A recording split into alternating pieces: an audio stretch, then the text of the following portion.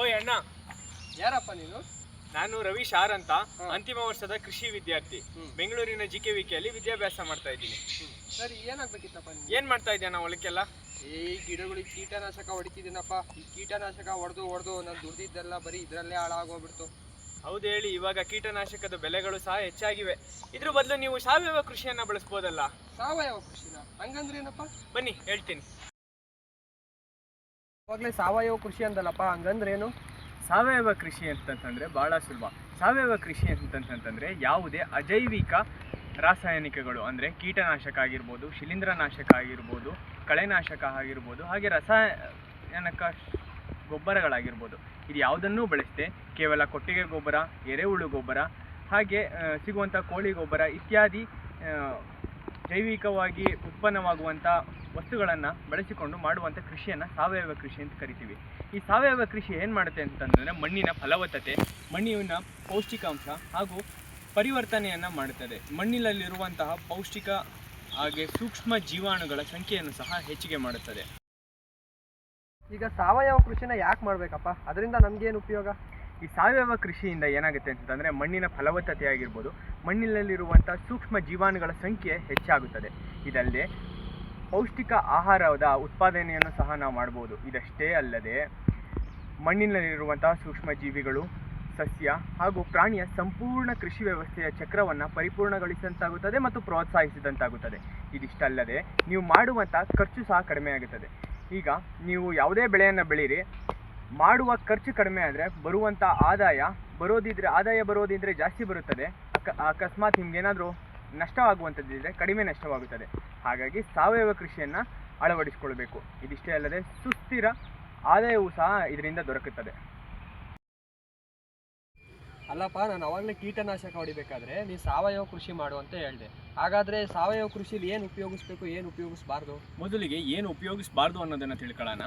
ಸಾವಯವ ಕೃಷಿಯಲ್ಲಿ ಯಾವುದೇ ಕಾರಣಕ್ಕೂ ಮಾನವನು ಕೃತಕವಾಗಿ ತಯಾರಿಸಿದಂತಹ ಕೀಟನಾಶಕ ಆಗಿರ್ಬೋದು, ಕಳೆನಾಶಕ ಆಗಿರ್ಬೋದು, ಶಿಲೀಂಧ್ರನಾಶಕ ಆಗಿರ್ಬೋದು, ಹಾಗೆ ವಿವಿಧ ರೀತಿಯ ರಸಗೊಬ್ಬರಗಳನ್ನು ಯಾವುದೇ ಕಾರಣಕ್ಕೂ ಬಳಸುವಂತಿಲ್ಲ. ಇದು ಯಾವುದನ್ನಾದರೂ ಬಳಸಿದರೆ ಅದು ಸಾವಯವ ಕೃಷಿ ಅಂತ ಅನ್ನಿಸ್ಕೊಳ್ಳೋದಿಲ್ಲ. ಹಾಗಿದ್ರೆ ಏನನ್ನು ಬಳಸ್ಬೋದು ಅಂತಂತಂದರೆ ಜೈವಿಕವಾಗಿ ಅಥವಾ ಸೂಕ್ಷ್ಮ ಜೀವಿಗಳು ಉಳ್ಳಂತಹ ಕೊಟ್ಟಿಗೆ ಗೊಬ್ಬರ ಆಗಿರ್ಬೋದು, ಹಾಗೆ ಅದೇ ರೀತಿ ಜೈವಿಕವಾಗಿ ಉತ್ಪನ್ನವಾದಂತಹ ಕೋಳಿ ಗೊಬ್ಬರ ಆಗಿರ್ಬೋದು. ಈ ರೀತಿ ಯಾವುದೇ ಕಾರಣಕ್ಕೂ ಕಲುಷಿತಗೊಳ್ಳದಂತಹ ಈ ಕೆಮಿಕಲ್ಸ್ಗಳಿಂದ ಕಲುಷಿತಗೊಳ್ಳದಂತಹ ಗೊಬ್ಬರಗಳನ್ನು ಉಪಯೋಗಿಸ್ಕೊಡುವಂಥದ್ದು. ಈ ಕೀಟಗಳು ಹಾಗೆ ರೋಗಗಳು ಬಂದರೆ ಪ್ರಕೃತಿಯಿಂದಲೇ ಸರಿಯಾಗುವಂತಹ, ಉದಾಹರಣೆಗೆ ಈ ಅಗ್ನಿಅಸ್ತ್ರ ಆಗಿರ್ಬೋದು, ಜೀವಾಮೃತ, ಬೀಜಾಮೃತಗಳನ್ನು ಬಳಸಿಕೊಂಡು ಮಾಡುವಂಥ ಕೃಷಿಯನ್ನು ಸಾವಯವ ಕೃಷಿ ಅಂತ ಕರೀತಾರೆ.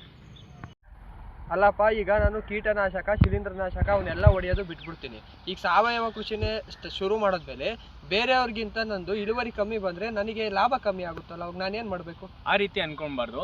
ಇಳುವರಿ ಕಡಿಮೆ ಬರುತ್ತೆ, ಹೌದು ನಿಜ. ಅದು ಕೆಲವು ವರ್ಷಗಳಾದ ನಂತರ ಇಳುವರಿ ಸುಸ್ಥಿರ ಇಳುವರಿಗೆ ಬರುತ್ತೆ. ಅಲ್ಲಿ ತನಕ ನಿಮ್ದು ಏನಾಗಿರುತ್ತೆ ಅಂತಂದರೆ ನೀವು ಬೆಳೆಯುವಂಥ ವಸ್ತುಗಳಾಗಲಿ ಅಥವಾ ನಿಮ್ದು ಏನೇ ಪ್ರಾಡಕ್ಟ್ಸ್ ಮಾಡಿದ್ರೂ ಅದ್ರ ಮೇಲೆ ಆರ್ಗ್ಯಾನಿಕ್ ಅನ್ನುವಂಥ ಟ್ಯಾಗ್ಲೈನ್ ಅಥವಾ ಲೋಗೋ ಇರುತ್ತೆ. ಸೊ ಜನಗಳು ಯಾವಾಗ ಆರ್ಗ್ಯಾನಿಕ್ ಅಂತ ನೋಡ್ತಾರೋ ಅದಕ್ಕೆ ಪ್ರೀಮಿಯಂ ಪ್ರೈಸ್ಗಳನ್ನ ಕೊಡ್ತಾರೆ. ಬೇರೆಯವರು ಬೆಳೆದಂಥ ಉತ್ಪಾದನೆಗಿನ್ನ ನಿನ್ನ ಬೆಳೆಯ ಉತ್ಪಾದನೆಗೆ ಅತಿ ಹೆಚ್ಚು ಬೆಲೆಯನ್ನು ಕೊಟ್ಟು ಖರೀದಿ ಮಾಡ್ತಾರೆ. ಹಂಗಾದ್ರೆ ನಾನು ಈಗಲೇ ಸಾವಯವ ಕೃಷಿ ಶುರು ಮಾಡಿಬಿಡ್ತೀನಿ. ಅದು ಈ ರೀತಿ ಬರಲ್ಲ. ಯಾಕಂತಂದರೆ ಒಂದು ಭೂಮಿ ಸಾವಯವ ಭೂಮಿಯಾಗಿ ಬದಲಾಗಬೇಕು ಅಂತಂದರೆ ಕನಿಷ್ಠ ಪಕ್ಷ 3 ವರ್ಷಗಳ ಕಾಲ ಸಮಯವನ್ನು ಹಿಡಿಯುತ್ತೆ. 3 ವರ್ಷದಲ್ಲಿ ಏನೇನೆಲ್ಲ ಮಾಡಬೇಕು ಅಂತಂತಂದರೆ ಆರ್ಗ್ಯಾನಿಕ್ ಸರ್ಟಿಫಿಕೇಷನ್ ಅನ್ನುವಂಥದ್ದು ಆಗಬೇಕು. ಆರ್ಗ್ಯಾನಿಕ್ ಸರ್ಟಿಫಿಕೇಷನ್ ಆಗಬೇಕಂತಂದರೆ ಈ 3 ವರ್ಷಗಳ ಅಗತ್ಯ ಇರುತ್ತೆ. ಏನು ಮಾಡ್ತಾರೆ ಅಂತಂದರೆ ಮೊದಲಿಗೆ ನೀವು ಹೋಗಿ ಆರ್ಗ್ಯಾನಿಕ್ ಸರ್ಟಿಫೈಯಿಂಗ್ ಏಜೆನ್ಸಿ ಹತ್ರ ಹೋಗಿ ನಿಮ್ಮ ರಿಕ್ವೆಸ್ಟನ್ನು ಕೊಡಬೇಕಾಗುತ್ತೆ. ಅಲ್ಲಿ ನೀವು ಅರ್ಜಿಯನ್ನು ಸಲ್ಲಿಕೆ ಆದ ನಂತರ ನೀವು ಇಲ್ಲಿವರೆಗೂ ಏನೇನನ್ನು ಬೆಳೆದಿದ್ದೀರಿ, ಯಾವ್ಯಾವ ಬೆಳೆ ಬೆಳೆದಿದ್ದೀರಿ, ಯಾವ್ಯಾವುದು ಯಾವುದ್ಯಾವ ಥರದ್ದು ರಸಗೊಬ್ಬರವನ್ನಾಗಿರಲಿ ಅಥವಾ ಯಾವ ರೀತಿ ಕೀಟನಾಶಕ, ಕಳೆನಾಶಕ, ಶಿಲೀಂಧ್ರನಾಶಕಗಳು ಯಾವ್ದ್ಯಾವ್ದು ಬಳಸಿದ್ದೀರಿ ಎಲ್ಲದ್ರ ಬಗ್ಗೆ ಅವರಿಗೆ ಮಾಹಿತಿಯನ್ನು ಕೊಡಬೇಕಾಗುತ್ತೆ. ಇದು ಕೊಟ್ಟ ನಂತರ ನಿಮ್ಮ ರಿಕ್ವೆಸ್ಟ್ ಮೂಲಕ ಅವರು ನಿಮ್ಮ ತೋಟಕ್ಕೆ ಬಂದು ಆ ಮಣ್ಣಿನ ಸ್ಯಾಂಪಲನ್ನು ತಗೊಂಡು ಹೋಗ್ತಾರೆ, ಅದನ್ನು ಟೆಸ್ಟ್ ಮಾಡ್ತಾರೆ. ಹಾಗೆ ಟೆಸ್ಟ್ ಮಾಡಿದ ನಂತರ ನಿನಗೆ ಸಜೆಷನ್ಸ್ಗಳನ್ನ ಕೊಡ್ತಾರೆ, ನೀವು ಇನ್ನು ಮುಂದೆ ಹೇಗೆ ಮಾಡಬೇಕು, ಏನು ಕೃಷಿ ಮಾಡಬೇಕು ಅಂತ. ಆಗ ಮೊದಲನೇ ವರ್ಷದಲ್ಲಿ ನೀವು ಬೆಳೆಯುವಂತಹ ಬೆಳೆಯ ಪದ್ಧತಿಯನ್ನು ಬದಲಾವಣೆ ಮಾಡ್ಕೊಳ್ಬೇಕಾಗುತ್ತೆ. 2ನೇ ವರ್ಷದಲ್ಲಿ ಆ ಏಜೆನ್ಸಿಯವರು ಹೇಳಿದಂಥ ಇನ್ಪುಟ್ಸ್ಗಳನ್ನ ಮಾತ್ರ ಹಾಕಬೇಕಾಗತ್ತೆ ತೋಟಗಳಿಗೆ. 2ನೇ ವರ್ಷದ ಅಂತ್ಯ ಬರ್ತಾ ಇದ್ದಂಗೆ ನೀವು ಬೆಳೆಸುವಂತಹ ಬೀಜಗಳನ್ನು ಸಹ ಸಾವಯವ ಮೂಲದಿಂದಲೇ ತರಿಸಿಕೊಳ್ಳಬೇಕಾಗುತ್ತೆ. 3ನೇ ವರ್ಷನ ನಾವು ಜನರಲಿ ಏನಂತ ಕರಿತೀವಿ ಅಂತಂದರೆ ಆರ್ಗ್ಯಾನಿಕ್ ಪ್ರೊಡಕ್ಷನ್ ಇಯರ್ ಅಂತ ಕರಿತೀವಿ.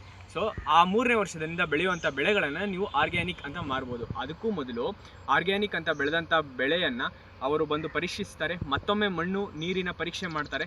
ಎಲ್ಲವೂ ಸರಿ ಇದ್ದರೆ ನೀನು ಬೆಳೆದಂಥ ಉತ್ಪಾದನೆಗೆ ಆರ್ಗ್ಯಾನಿಕ್ ಅಂತ ಲೋಗೋ ಕೊಡ್ತಾರೆ. ಈಗ ನೀ ಅರ್ಜಿ ಸಲ್ಲಿಕೆ ಮಾಡೋಕ್ಕೆ ಏಜೆನ್ಸಿಯವ್ರ ಹತ್ರ ಹೋಗ್ಬೇಕು ಅಂದಲ್ಲಪ್ಪ, ಅವ್ರ ಏಜೆನ್ಸಿಯವ್ರು ಏನು ಮಾಡ್ತಾರೆ? ಏಜೆನ್ಸಿಯವರು ಏನು ಮಾಡ್ತಾರೆ ಅಂತಂತಂದರೆ ನಿಮ್ಮ ಹೊಲದ ಪರೀಕ್ಷೆಯನ್ನು ಮಾಡ್ತಾರೆ. NPOP ಅಂತಂತಂದರೆ national programme for organic production.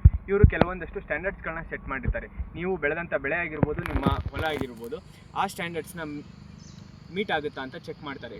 Check ಮಾಡಾದಮೇಲೆ ನಿಮ್ಗೆ ಆರ್ಗ್ಯಾನಿಕ್ ಸರ್ಟಿಫಿಕೇಟ್ ನೀಡ್ತಾರೆ.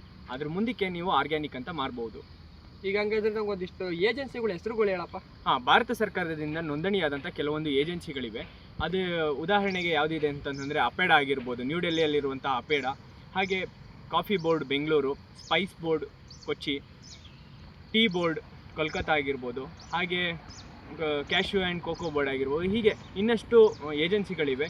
ಇವ್ರ ಹತ್ರ ಹೋಗಿ ನಿಮ್ಮ ಅರ್ಜಿಯನ್ನು ಸಲ್ಲಿಸಿದರೆ ಅವರು ನಿಮ್ಮ ಹೊಲಕ್ಕೆ ಬಂದು ಅದನ್ನು ಟೆಸ್ಟ್ ಮಾಡಿ ಆರ್ಗ್ಯಾನಿಕ್ ಹೌದಾ ಇಲ್ವಾ ಅಂತ ಹೇಳ್ತಾರೆ. ಈಗ ನೀವು ನನ್ನ ಹೊಲನ ಸಾವಯವ ಕೃಷಿಯಾಗಿ ಬದಲಾಯಿಸಿಗಳ ಬಗ್ಗೆ ತಿಳಿಸ್ಕೊಟ್ರಿ, ಹಂಗೆ ಕೆಲವೊಂದು ಏಜೆನ್ಸಿಗಳ ಬಗ್ಗೆನೂ ಕೂಡ ಮಾಹಿತಿ ಕೊಟ್ರಿ. ನಿಮಗೆ ಧನ್ಯವಾದಗಳು. ನೀವು ಕೂಡ ನಿಮ್ಮ ಹೊಲ ತೋಟನ ಸಾವಯವ ಕೃಷಿಯಾಗಿ ಬದಲಾಯಿಸ್ಕೊಳ್ಳಿ. ಧನ್ಯವಾದಗಳು.